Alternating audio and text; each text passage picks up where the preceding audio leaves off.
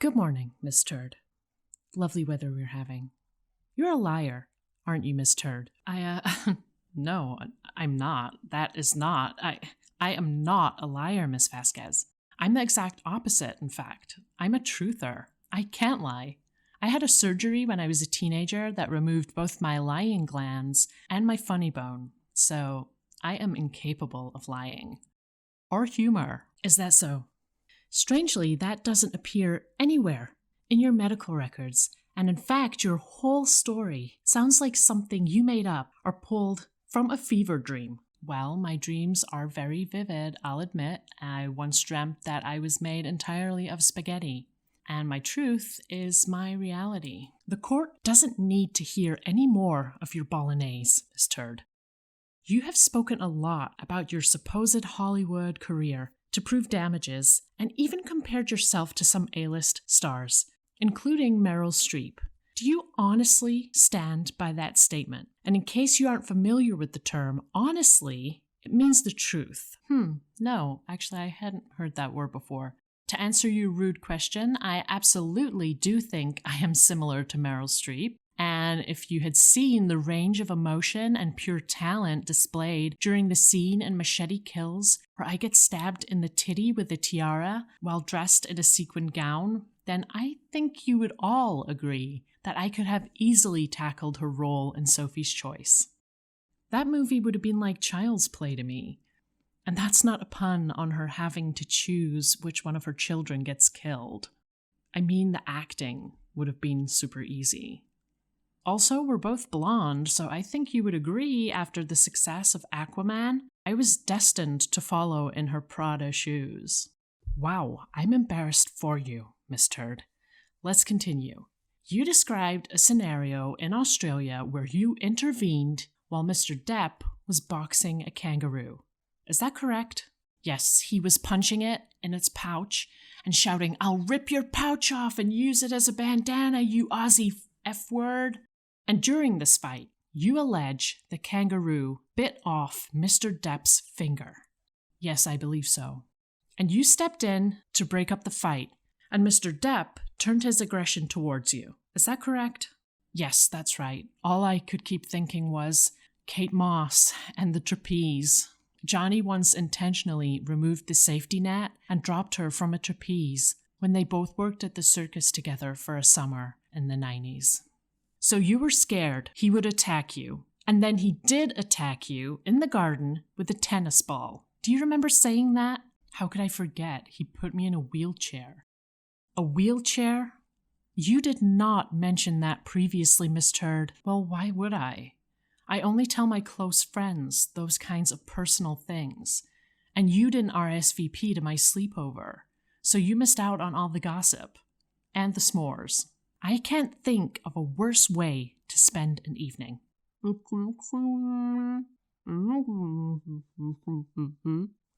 need to turn on your mic, Miss Bredehoff. We can't hear you. Oh, objection, Your Honor. I didn't get an invite to this sleepover. Overruled.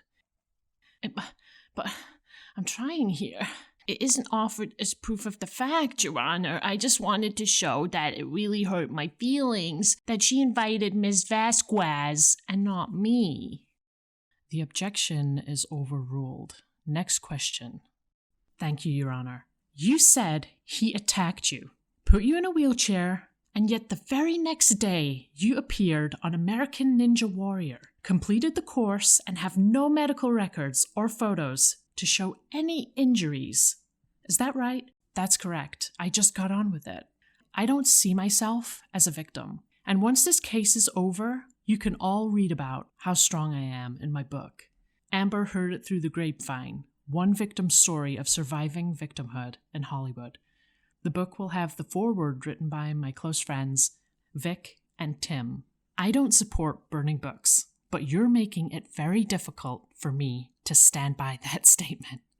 The truth is, the only monster in this courtroom is you, isn't it, Miss Turd? The kangaroo didn't attack Mr. Depp's finger. It was you. That is not true. I am not the only monster in this courtroom. My legal team all qualify, and I think I even saw a werewolf in the court bathroom earlier. Either that or someone had just cleaned their hairbrush in the trash can. I also never laid a hand on Johnny that day. I mainly used my feet. So you kicked him, correct? What? Wait, I don't understand the question. I'm sorry. My dog was stung by a bee that day and puffed up like a marshmallow in the microwave, and the trauma of that gave me selective memory loss. Why don't you go after a real abuser? Like the bee. Oh, I can assure you, I am going after the biggest bee I have ever encountered right now.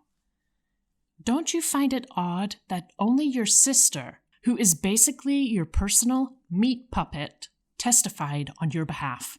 Every other witness here had to be paid to support you. You couldn't find a single person who would back up any of your outlandish claims or even speak to your good character, could you? That is not true. I had millions of people who wanted to stick up for me. A hot dog vendor I said thanks to one time, a waitress I tipped handsomely with Johnny's card. I just felt it was important for me to fight this battle alone. Fighting a battle? That describes you perfectly, doesn't it? Fighting anyone that comes into your life in order to get what you want, and then going to any lengths to destroy them when they pull away and start to see you for what you really are. What I am is a lover, not a fighter. No, you love fighting, Miss Turd. Emotionally and physically. Can you explain why you gave Mr. Depp a katana after this so-called attack that you had engraved with the words, "If you ever leave me, I will dice you into sashimi"?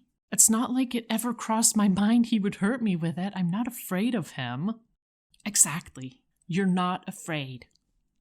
Can you explain why you failed to donate the $7 million you received in your divorce settlement to the charities you promised? I did donate it. No, you didn't. You made a pledge and did not fulfill that pledge, isn't that right? It's the same thing. Pledge, donate, potato. When you buy a house, you don't buy it there and then. You live in it as long as you want, and then you pinky promise to pay for it at some point. That's called the economy, Miss Vasquez. I haven't paid for groceries in 10 years, but someday I will. I walk in, take what I want, and in my mind, I think I pledged to buy these Pop-Tarts before I die. I pledged to have my collection of rich lovers pay the $7 million to the charities on my behalf before I die. And even sooner if one of them kicks the bucket and leaves me money in their will. Fingers crossed it's Elon. So you just confessed to a lifetime of stealing, lying to charities, and using others' wealth as your own personal piggy bank? Is that right? Absolutely not. I have my own piggy bank. He's called Mr. Oinkers, and he wears a top hat and monocle. Do you like wine, Miss Turd? Yes, I love it. I'm actually a level 12 sommelier, which gives me the supernatural power to turn water into wine and use my index finger as a corkscrew. Do you like food? Yes, I enjoy cuisine from all corners of the world.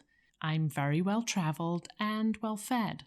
Do you like hitting Johnny and lying about him abusing you? Yes, it really helps me release my uncontrollable rage and soothe my undying thirst for revenge when he abandoned me. No further questions, Your Honor. I'm done.